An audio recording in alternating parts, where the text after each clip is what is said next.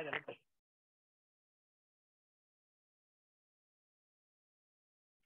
Hermanos, el día de hoy es algo especial para nuestra congregación, pues nuestro hermano Mario Roberto Castañeda trae la palabra del Señor, que es más cara que cualquier cosa.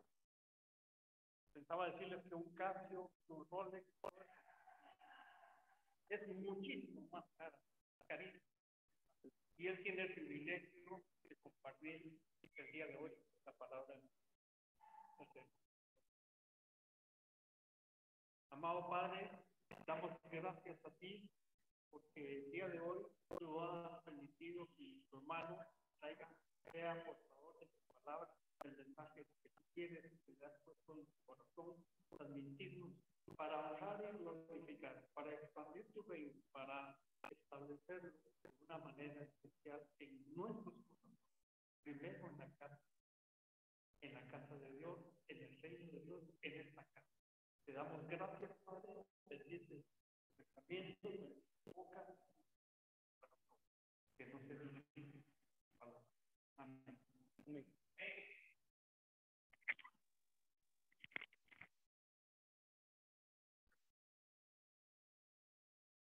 Muy bien. Bueno, gracias. Doy gracias a Dios porque me da esta oportunidad. Es algo hermoso, algo lindo y le he pedido que me use, que ponga su palabra en mis labios y ser de bendición para ustedes.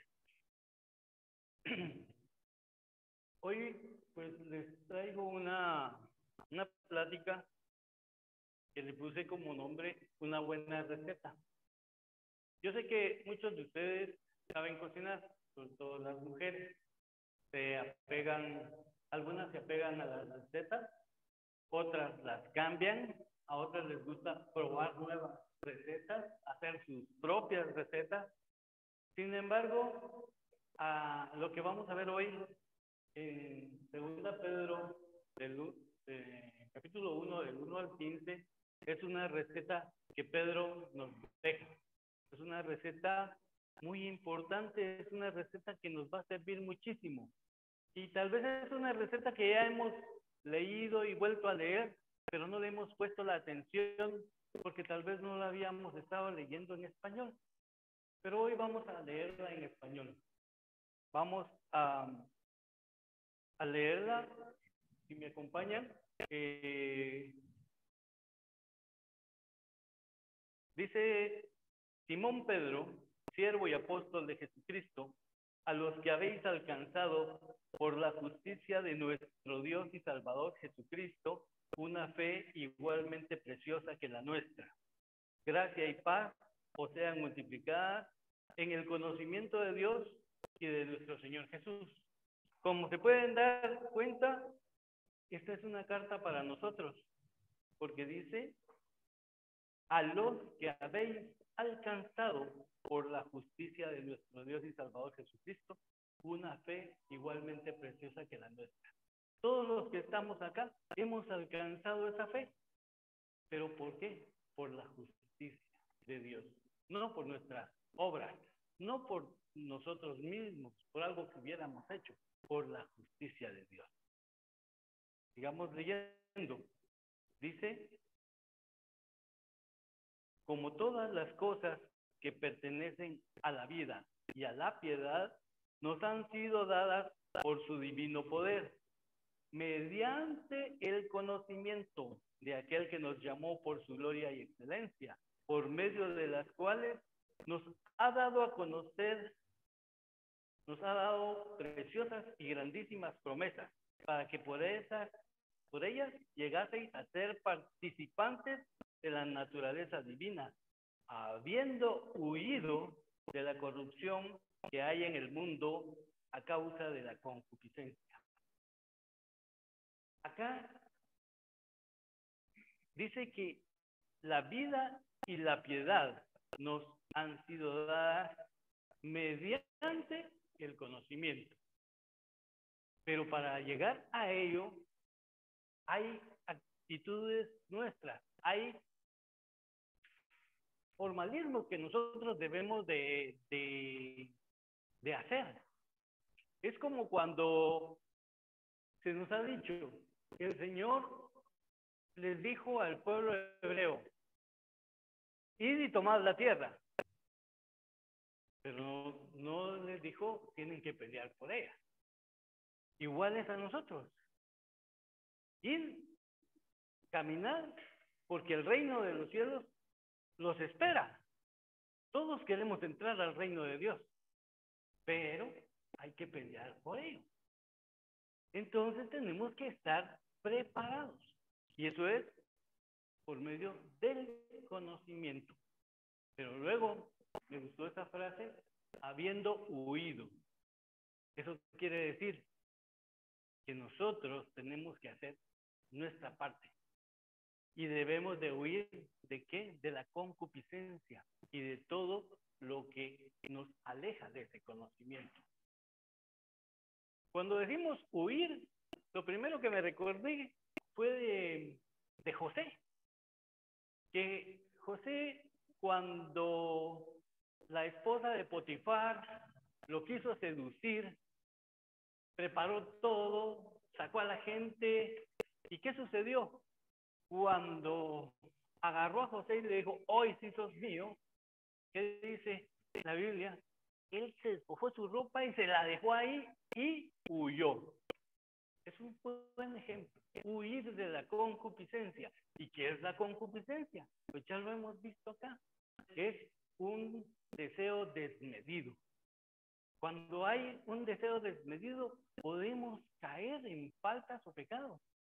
Esa es la concupiscencia y tenemos que huir de ella.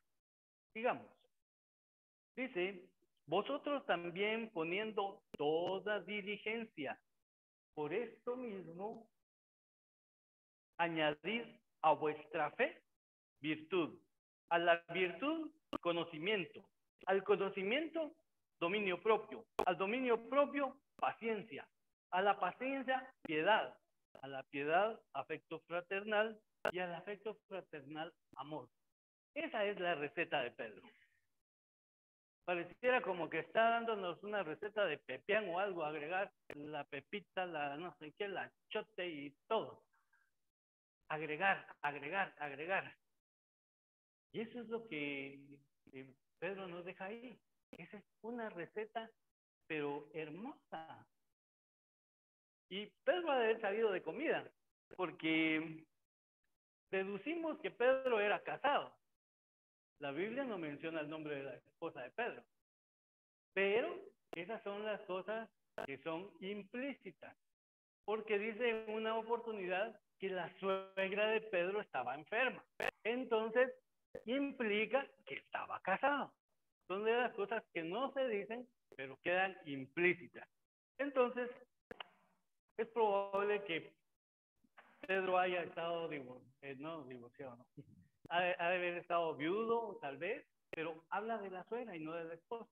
Sin embargo, quiere decir que sí sabía, o por lo menos le llegó el aroma de cuando estaban cocinando.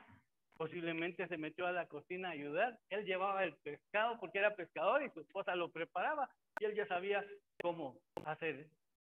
Entonces acá él se pone como a hacer una receta. La vamos a repetir. Dice, añadir a vuestra fe virtud, a la virtud conocimiento, al conocimiento dominio propio, al dominio propio paciencia, a la paciencia piedad, a la piedad afecto fraternal y al afecto fraternal amor. Se la hizo larga, fue una larga receta, tenía muchos ingredientes. Yo quisiera hablar de todos, no sé si me va a dar tiempo, pero quisiera hablar de todos, pero si no, sigamos. Dice, porque si estas cosas están en vosotros, podríamos decir, porque si estos ingredientes están en vosotros y abundan, no os dejarán estar ociosos ni sin fruto en cuanto al conocimiento de nuestro Señor Jesucristo. Pero el que no tiene estas cosas tiene la vista muy corta, es ciego, habiendo olvidado la purificación de sus antiguos pecados. Imagínense lo importante que son estos ingredientes en nuestra vida, porque con ellos vamos a llegar a ese conocimiento y sobre todo a dar fruto, que es lo que todos queremos, porque la Biblia es bien clara. Éramos olivos silvestres y fuimos injertados en la vid verdadera. Pero eso no es todo. El asunto es dar fruto. Y dice que cuando se vean las ramas y en la rama que no hay fruto, va a ser cortada. Entonces, no queremos eso para nosotros. Todos queremos dar fruto. Entonces, estas cosas son las que nos van a llevar a dar fruto sin ponernos a pensar que queremos ser fruto, sino que el fruto de por sí va a darse. Continuemos. Por lo cual, hermanos, tanto más, procurad hacer firme vuestra vocación y elección, porque haciendo estas cosas no caeréis jamás. Es otra forma de decirlo, porque en las iglesias cristianas tradicionales, a veces preguntan, mira, ¿has visto a fulano? No, el pobre está caído. ¿Ah? El pobre cayó. Y así. Pero llega el día en que se reconcilió con el Señor y te regresó. Y eso es glorioso también. Pero aquí dice, no caeréis jamás. ¿Por qué no vamos a caer más? ¿Por qué no vamos a caer jamás? Porque si hacemos estas cosas. Y dice, procurar. ¿Eso qué quiere decir? Son ustedes los que van a hacerlo. No quiere decir que si van a la iglesia y el pastor les ora por ustedes, ya todo está. No, somos nosotros los que tenemos que procurar hacer algo, movernos, entrar en acción.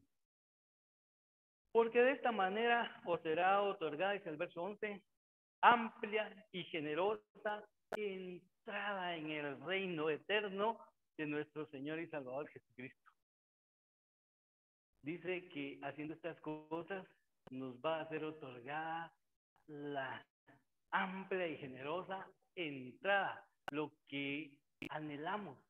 Yo me imagino a Pablo cuando escribió eso, de que él quería llegar a ese momento de estar cara a cara con su Señor, de entrar al reino y ver al Rey.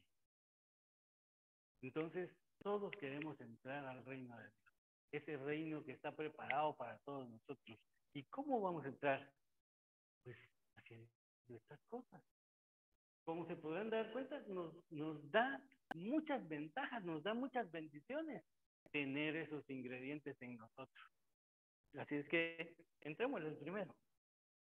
El primer ingrediente dice, a vuestra fe. ¿Y qué es la fe? Según Hebreos 11:1, es pues la fe, la certeza de lo que se espera, la convicción de lo que no se ve. ¿Tenemos nosotros esa certeza? ¿Tenemos esa convicción? El reto de Carlos siempre ha sido que nosotros debemos de saber por qué creemos lo que creemos. Y no solo saberlo, sino que dar cuenta a cualquiera que nos exija por qué creemos lo que creemos. Entonces, esa certeza, esa convicción, esa es nuestra fe. Ahora, Efesios 2:8 nos dice, porque por gracia sois salvos, por medio de la fe. Y esto no de vosotros, pues es don de Dios, no por obras para que nadie se gloríe. Ahí quiero enfatizar, puse este versículo porque a veces pareciera que cuando uno lee esta parte, con esto es suficiente. Por gracia soy salvos. Yo tengo fe, yo creo en Dios. ¿Y será que solo eso me va a dar mi entrada al reino? No. La palabra dice que hay que alcanzarlo. Esta es la palabra que usa, alcanzar. Y entonces, pero algunas veces nosotros también fuimos presas de versículos como este. Son hermosos porque es una gran verdad, porque por gracia sois salvos, por medio de la fe. Y esto no de vosotros, pues es don de Dios. Ese don de Dios es ese regalo precioso que Dios nos dio en el momento que el Espíritu nos tocó y nos convenció de que necesitábamos a Dios. Nos convenció de que éramos pecadores. Ese momentito nunca nos hubiéramos nosotros convencido a nosotros mismos de que necesitábamos a Dios, si no es por ese toque, por ese regalo que Dios nos dio en ese momento a cada uno y pudimos decir, yo lo necesito, yo lo quiero, yo. Y dimos el paso y nacimos de nuevo. Esa fe es la que nos habla acá. Pero después de eso, esa fe hay que alimentarla, esa fe hay que robustecerla. No nos podemos quedar solo con ese poquito de fe que nos dieron. No, la fe es algo que crece a raíz del conocimiento. Pues entonces ese es el primer ingrediente. Y como podrán darse cuenta, todos lo tenemos. Pero la diferencia es en que tenemos que hacerla crecer. Entonces todos tenemos fe, pero si nos pusiéramos a medirnos, la fe de uno es un poco más alta que la del otro, y así. Pero es porque este otro que la tiene con su fe más alta es porque está todos los días con la palabra, con el conocimiento. Entonces su fe crece automáticamente. Pero aquel que lee solo de vez en cuando, o cuando viene a la iglesia, pues su fe va a tener su fe porque por eso viene, pero va a ser pequeña. Bueno, pasemos al otro ingrediente. La verdad que solo la fe es un tema para Santiago 2:18. Dice, pero alguno dirá, tú tienes fe y yo tengo obras. Muéstrame tu fe sin tus obras y yo te mostraré mi fe por mis obras.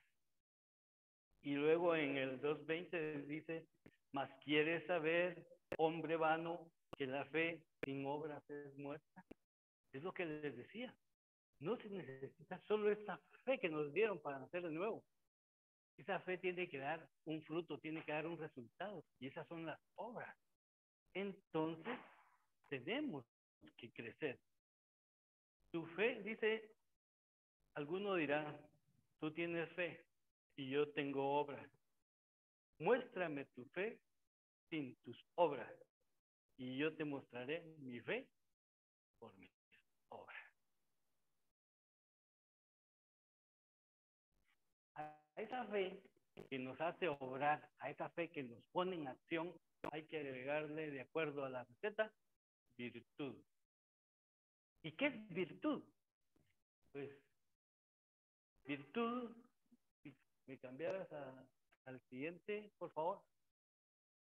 No, al que seguía, ahí está. De acuerdo al diccionario, virtud es una disposición de la persona para obrar de acuerdo con determinados proyectos ideales con el bien, la verdad, la justicia y la belleza. En otra parte, también como definición de virtud dice poder o potestad de obrar. Filipenses 4:8 dice, por lo demás, hermanos, todo lo que es verdadero, todo lo honesto, todo lo justo, todo lo puro, todo lo amable, todo lo que es de buen nombre, si hay virtud alguna, si hay algo digno de alabanza, en esto pensad. Muy bien, entonces la receta nos dice que a nuestra fe le tenemos que agregar virtud. Entonces cada vez que estemos pensando, si vienen pensamientos a nuestra mente y son pensamientos que edifican, pensamientos que bendicen a Dios, que hablan de la justicia de Dios, de lo puro, entonces agreguémoselo, agreguemos esa virtud a nuestra fe. En otras palabras, no nos pongamos a pensar cosas que no convienen, cosas que van fuera de los lineamientos de Dios, porque eso en lugar de aumentar, nos va a restar. Ahora, al principio de esa definición dice disposición y la subrayé, porque vuelvo otra vez, disposición. No es solamente cosa de saberlo, es disponerse, quiere decir actuar. Disposición de la persona para obrar. Eso es virtud. Y la segunda, pues dice poder o potestad de obrar. Y nosotros sabemos, por ejemplo, cuando Jesús iba para, le habían dicho que había una niña que estaba enferma y él iba a su casa, pero la gente no lo dejaba pasar, que había una mujer enferma de hacía muchos años con flujo y todo, ya como pudo se apretujó y se metió debajo de los pies de todos y logró tocarle el manto.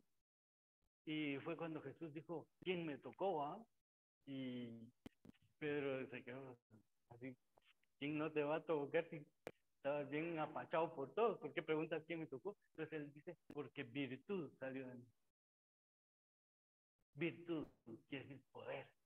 Y nosotros a esa fe tenemos que agregarle esa virtud, la virtud del Señor Jesús. No la nuestra, porque nosotros no tenemos poder, pero Él sí nos lo da. Dice que Él nos ha dado cosas maravillosas, cosas grandes. Entonces esas son poner en acción lo que Él nos ha dado. Eso nos va a traer virtud a nosotros también. Y lo vamos a poder agregar a esas. Continuemos. A la virtud hay que agregarle conocimiento.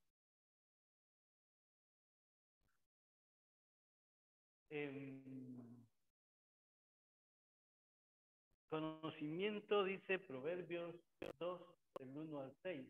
Tal vez puedes agrandar un poquito más la letra para que todos lo puedan leer. Ahí está. Esto es Proverbios. Y dice, hijo mío, si recibieres mis palabras y mis mandamientos guardares dentro de ti, haciendo estar atento tu oído a la sabiduría, si inclinaras tu corazón a la prudencia, si clamares a la inteligencia y a la prudencia dieras tu voz, si como a la plata la buscares y la escudriñares como a tesoros, entonces entenderás el temor de Jehová y hallarás el conocimiento de Dios. Porque Jehová da la sabiduría y de su boca viene el conocimiento y la inteligencia. Ese proverbio es totalmente hermoso. Y lo escribió alguien que cuando Dios, que iba a empezar a reinar, que es Salomón, y que iba a tomar el reino de su padre, el lugar de su padre como rey, Dios le dijo, ¿qué quieres? Y él fue eso lo que pidió, sabiduría, conocimiento. Y por eso él tuvo esa fortaleza de poder escribir esto. ¿De qué es? ¿En qué consiste? Pero dice, si mis mandamientos guardares dentro de ti, no dice, vas a escuchar de mis mandamientos, no, guardares, quiere decir, hay una acción de guardarlo, de tenerlo allí para nosotros. Tus mandamientos tenemos que estarlos constantemente poniendo en práctica, haciendo estar tu oído atento a la sabiduría y tu corazón inclinado a la prudencia. Pero la parte final es donde dice, donde está subrayado. Y hallarás el conocimiento de Dios. En otras palabras, tenemos que leer la palabra día y noche, día y noche. Y fue lo que le dijo Dios a Josué. Meditarás de ella de día y de noche, y no se apartará de ti. Y eso no era para que nosotros supiéramos, ay, qué valientes ellos, cómo lo hicieron. No, es para que lo hagamos nosotros, día y noche, día y noche. O sea, por lo menos día a día, todos los días, aunque sea un capítulo diario, aunque sea un capítulo diario. Cuando estamos leyendo, es curioso, pero cuando estamos leyendo la palabra así constantemente, la concupiscencia no tiene entrada con nosotros. Esos malos pensamientos como que no llegan porque estamos entretenidos en lo que Dios dijo hoy, en lo que nos dijo ayer. entonces nuestra mente está ocupada. Y entonces no hay tal que la concupiscencia llegue. Ahí es donde tenemos que poner en práctica. Los pecados siempre, una vez desde que era maestro de escuela dominical, me preguntaban que cómo eran los pecados y los niños no sabía yo cómo decírselos, pero en un libro encontré un ejemplo y era un vaso con agua. Y el vaso con agua significaba la vida de nosotros. Y empezaron a agarrar corchos, pecados, a caer dentro del vaso de agua. Y entonces los corchos flotaban, pero cuando empezaron a agregar más agua, ¿qué sucedió? Los corchos se fueron hacia arriba y en un momento los corchos se cayeron. Entonces, la palabra es el agua. Dice la Biblia, habla de la palabra de Dios, con qué limpiará el joven su camino. O sea, ese es el poder del agua, limpieza. Entonces, con guardar esta palabra, dice Proverbios. Entonces, al agregarle la palabra a nuestra vida, automáticamente esos malos pensamientos y esos pecados y todo se va a salir, va a quedar fuera. Y vamos a poder seguir caminando, agregando a nuestra vida esos ingredientes. Me voy a apurar porque dominio propio es el que sigue. Perdón, tenemos ahí todos los ingredientes, pero ahorita vamos a ir al dominio propio. Dominio propio, de acuerdo a 2 Timoteo 1:7, nos dice, porque no nos ha dado Dios espíritu de cobardía, sino de poder, de amor y de dominio propio. Entonces, un espíritu de poder y de amor, qué bonito. Pero dominio propio, ¿por qué dominio propio? ¿Qué necesitamos con el dominio propio? Y es que es bien importante, porque todavía tenemos un alma que hay que estarla sosteniendo, un alma que no podemos darle larga porque se desenfrena. Entonces hay que ponerle dominio propio. El dominio propio es bien importante, es un ingrediente, pero ese dominio propio es parte nuestra, es algo que nosotros tenemos que hacer. Dios nos pone todo delante, pero los que tenemos que tener dominio propio somos nosotros. Porque así como Dios nos pone las bendiciones y todo, también aquí está todo lo malo, todo lo que, ¿cómo es que dice el dicho aquel?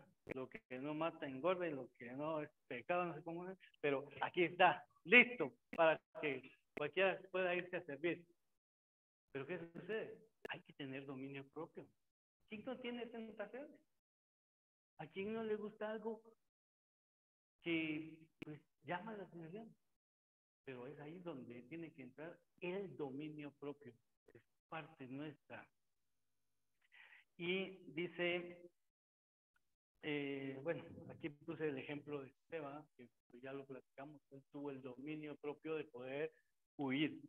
Luego Santiago 1:26 dice, si alguno se cree religioso entre vosotros y no refrena su lengua, sino que engaña su corazón, la religión del tal es vana. Y luego Pedro vuelve a hablar de lo mismo, dice, porque el que quiere amar la vida y ver días buenos, refrene su lengua de mal y sus labios no hablen engaño. Refrenar.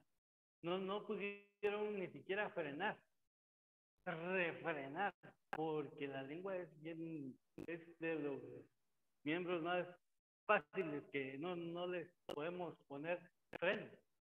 Entonces, para poderlos frenar hay que darle 2 veces para que se pare. Entonces, eso es porque tenemos que practicar el dominio propio, es algo que se practica. Y las cosas que se practican, pues nos ayudan a que cuando sentimos nos salen así innato. Y a veces nos dicen a algunas personas, llega alguien y nos maltrata y todo, y se va, y llega alguien y nos dice, yo no sé cómo te aguantas, yo no sé cómo te aguantas, pero es por eso, porque sí podemos, porque dice que Dios fue quien nos dio el dominio propio. Y no nos tenemos que olvidar de eso. Dios nos dio un espíritu que no es de cobardía, sino de poder, amor y dominio propio. Y ese espíritu está en nosotros. Pero si estamos alimentando el espíritu de Dios constantemente con la palabra, el dominio propio es fácil. Rápido, sale del freno y me quedé callado. Qué bueno. ¿Ah? O qué bueno que no hice tal cosa. Tuve la intención, pero no. Entonces, ese ingrediente, Pedro lo puso ahí en la receta. A vuestro conocimiento agregarle dominio propio. Porque podríamos relacionar el conocimiento con el dominio propio y decir, bueno, cuando ya sepas mucho y cuando seas un gran profesional, ten dominio propio. No hagas de menos a los demás. También podría aplicar. Tienes conocimiento, compártelo. Tienes conocimiento, ayuda a otros. Pon ese dominio propio y no te sientas, ya llegó, yo soy el que más conoce. No, dominio propio, si así fuera. Sigamos con el otro ingrediente, paciencia. Y eso espero que tengan conmigo porque ya el tiempo ha avanzado.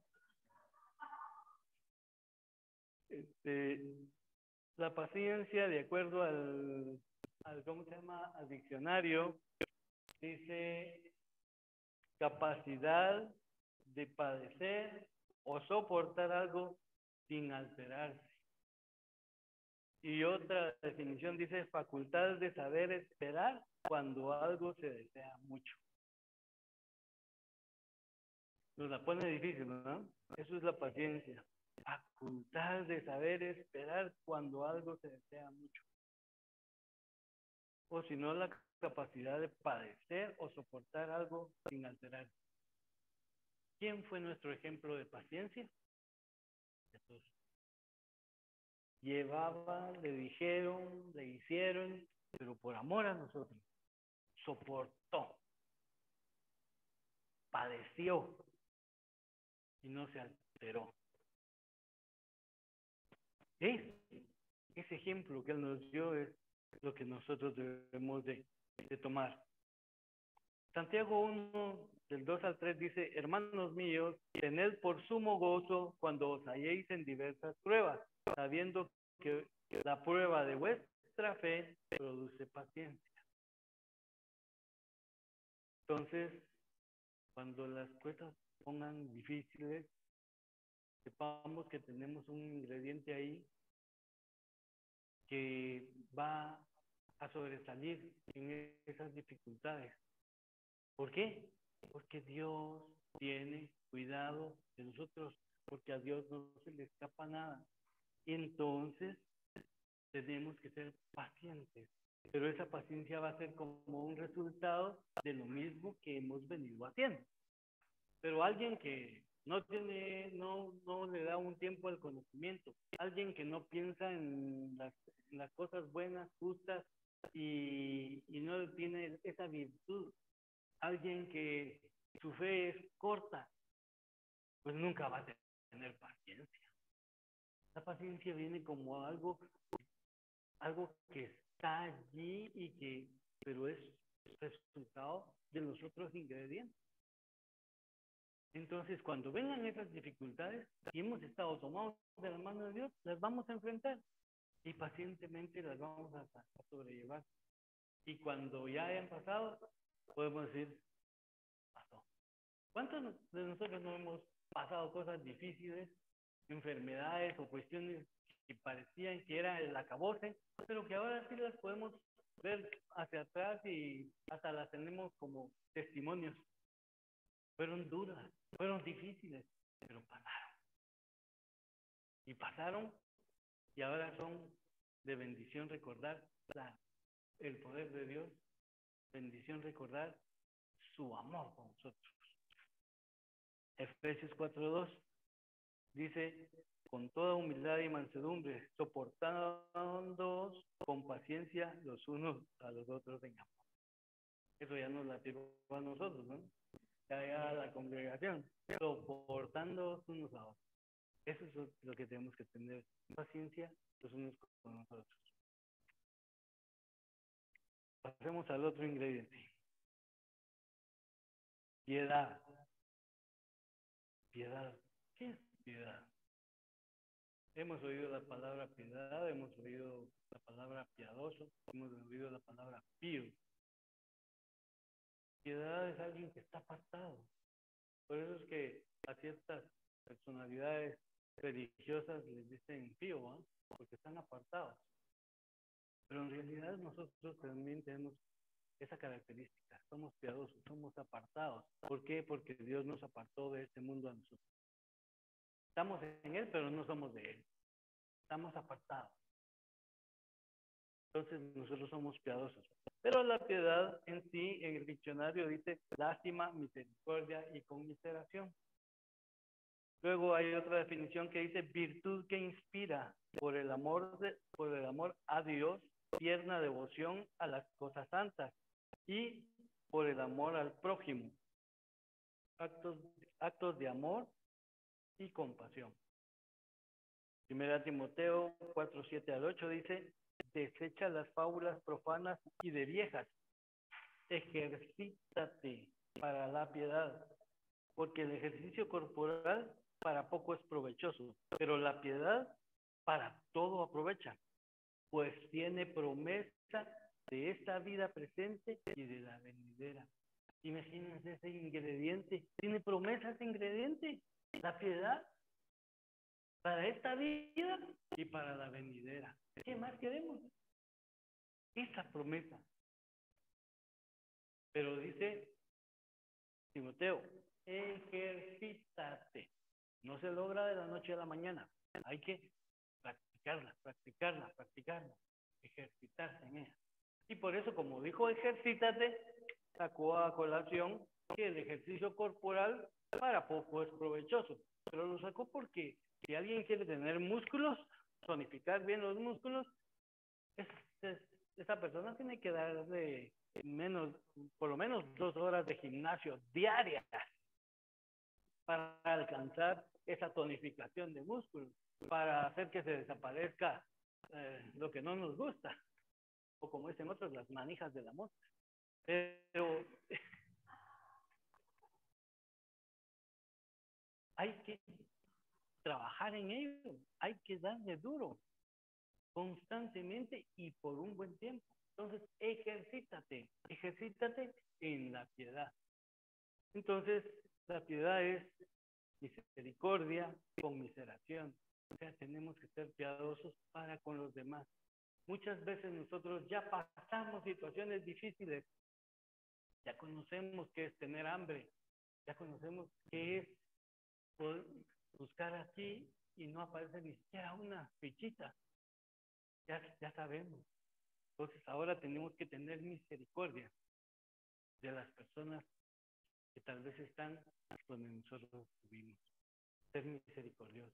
Recordar lo bueno que ha sido Dios con nosotros, de dónde nos sacó, hacia dónde nos llevó, quiénes somos ahora. Y no éramos eso, pero su misericordia, su gracia, su amor ha hecho en nosotros. Entonces, ahora, ya dos, volteemos a ver a quién podemos ayudar, a ver a quién podemos tenderles la mano, porque eso es un ingrediente que lo necesitamos y que tiene promesa. Lástima que si Pablo no le dijo a Timoteo cuál era la promesa, pero le dice que tiene promesa para esta vida y para la venidera. Y si me dan unos minutitos, termino, solo faltan 2 ingredientes. Afecto fraternal. Cuando escuchamos fraternal, pues es de amigos, es de cuates, pertenecemos a una fraternidad donde todos nos ayudamos, donde todos estamos, casi como la congregación. Pero actos fraternales, digamos, algo fraterno es inclinado a alguien o a algo. Y Primera Tesalonicenses dice, tan grande es nuestro afecto por vosotros que hubiéramos querido entregaros no solo el Evangelio de Dios, sino también nuestras propias vidas porque habéis llegado a ser muy queridos. En realidad, en aquel tiempo de Pablo se dio mucho esto. Sufrieron juntos, padecieron juntos, pelearon juntos por el Evangelio y llegó al punto en que se hicieron muy, pero muy amigos. Entonces, eso es lo que ahora tenemos que nosotros también practicar y buscar dentro de la congregación con quien nos hacemos amigos, con quien nos juntamos y llega ese momento en que podemos sentir ese cariño que viene desde adentro. Primera Tesalonicenses 4:9 dice, pero acerca del amor fraternal no tenéis necesidad de que os escriba, porque vosotros mismos habéis aprendido de Dios que os améis unos a otros. Ese era el mandamiento que tenía en ese tiempo bien fresco, amados unos a otros. Y para nosotros es eso.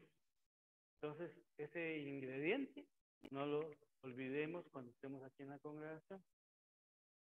Tal vez veo que aquel no tiene, todavía no ha tomado su café, se lo voy a hacer, se lo voy a llevar. Aquí está tu cafecito, te he visto todos los domingos que te gusta tomar café, aquí está.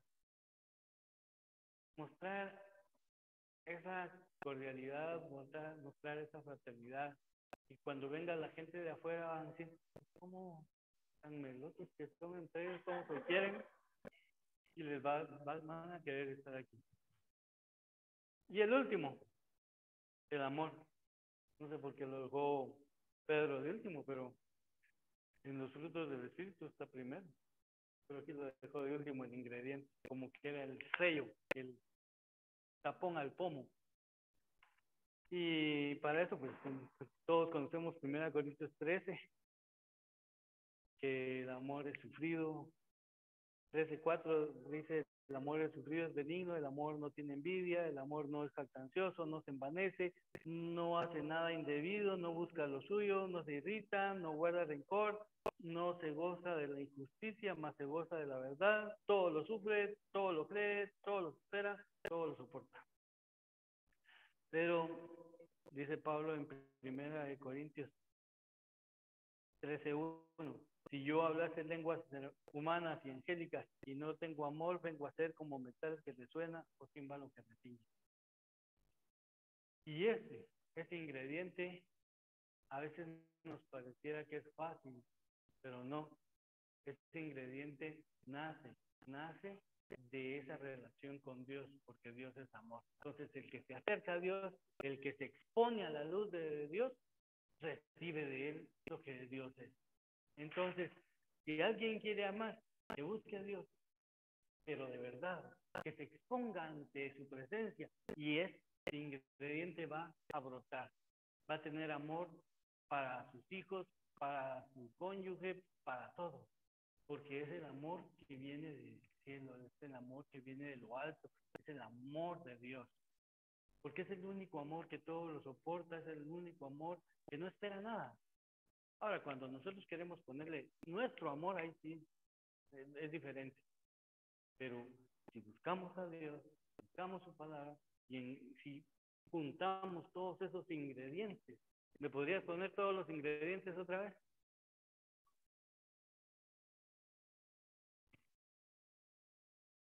Bueno, mientras llegan los ingredientes, ¿se recuerdan cuál era el primero? Fe. A vuestra fe, virtud. A vuestra virtud, conocimiento. Al conocimiento, dominio propio. Al dominio propio, paciencia. A la paciencia, amor fraternal. No, piedad. Y después de la piedad, amor fraternal. Y del amor fraternal, amor. Esa es la receta de hoy. Han servido.